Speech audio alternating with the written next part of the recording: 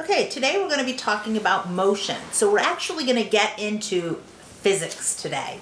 Before we've been kind of doing measurements and procedures for laboratories. Now we're actually getting into physics. So motion. Some examples that we have of motion is a wheel that's spinning. So this could be just a bicycle wheel. It could be a wheel from a stationary bike. It could be a pulley. Something that's not moving, just rotating, or something like a wheel on a bicycle that's moving down the road. It could also be the car driving. A car is moving from one position to the next. It could be a child on a swing, or a ball that's being thrown, or a football that's being kicked. So we're going to be talking about all different types of motion in physics. The simplest form of motion, of course, is just one-dimensional motion, which we call straight line motion. An example of this is the car. The car is just moving from one location to another in a straight line. It could be a ship going from one direction, a person running, a person walking. Just something that's going to be moving in one direction in a straight line. And that's what we're going to be studying in this chapter. Well, how do we analyze motion? There's a couple ways. We're going to kind of start with the simplistic way, and then we're going to move into the more conceptual way. The first way is to look at motion almost like those books, those flip books you used when you were a kid, that each picture would change a little and you would flip it really fast and you would see motion. Well, if we were looking at the first slide, the person standing here, the tree doesn't move, so I put this tree in here to show you that the tree is stable through the whole motion, and what is moving is the person. So in the first slide we have the guy over here, the second slide he's moving closer to the tree, third slide even closer, and the fourth slide he's right under the tree. So if you can picture putting this in a flip book with this one on top of this, on top of this, on top of this, and you flipped it, you would see this person moving down here from one side of the paper to the other. Well, in physics, we're not really concerned with what is moving, but the fact that it's moving. So whether this is a person or a bicycle or a car or even a rocket really doesn't matter. What we're concerned is in the study of its motion. So what we do is we go to the next step, which is called a particle model. And what we're going to do is we're going to condense that particle, whether it's a bicycle, whether it's a book, whether it's a boat, or in this case it's a person, and we're going to make it into just a dot. So we're taking an object in motion and we're going to condense it into a point particle, or just a dot. So we're going to take this person here and we're going to now say it's a dot. So now the person now is moving from here into the middle of the page to the end, and then the very end of the page. And this is what we call a particle model. So looking at this, we can see that this particle is moving from the left to the right.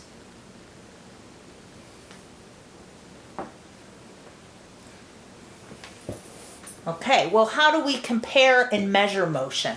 In a flip book, you can see that that person's moving, but you can't tell how fast they're moving, or really which way they're moving, or if you wanted to compare the motion of two people in a flip book, how do you compare them to separate flip books? So what we need to have is we need to have a starting and a stopping position. So what we're going to do is we're going to use a little math in here, and we're going to take the origin that we've used in graphing, and we're going to make that our start point. So right here we're going to have our 0 point, and this is going to be in meters. So we're going to compare everything from that starting point. And there's the particle. This could be a person, or once again it could be a boat or a rocket or whatever it is. But these are meters, so at 10 meters the person's here, 20 meters, 30, 40, and 50. So we're going to be comparing that this motion, that he's moving 10 meters every one of these dots. Okay, so the dot is representing the location of the object and the distance it is from the origin at a specific time. So now we have a measurement quantity. We can measure it from the origin. At this point, we now know that he's 50 meters from the origin. Here, he's 20 meters, and we can see that in time, he is increasing his distance.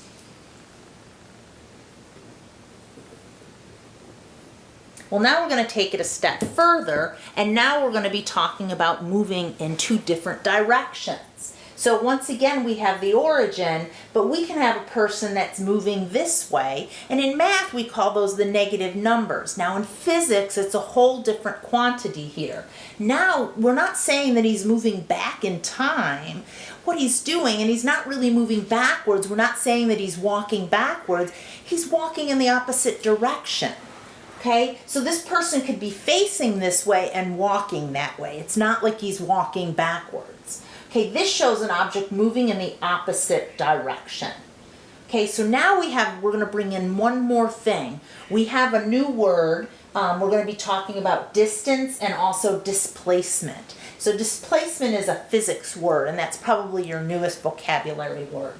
The distance is going to be the absolute value of the distance the object is from the origin. So in this case, this person is at 30 meters, or negative 30, but we're going to take the absolute value. The absolute value of a negative number is just a positive number. So the distance that this person has traveled is 30 meters. We really don't care that he's gone in one direction or the other. We just want to know that he has traveled 30 meters. So an example would be is if you walk out your front door of your house and you walk 30 meters to the left, or you walk 30 meters to the right and someone asks you how far did you walked 30 meters. They don't care that you turned left or you turned right. The direction is not important when we're talking about distance. Now we're going to go into displacement. Well, displacement now, the direction does matter. It's the distance the object is moving from the origin plus the direction that it is moving. So in this case, we want to know what is the distance that this person or this object has moved and in what direction.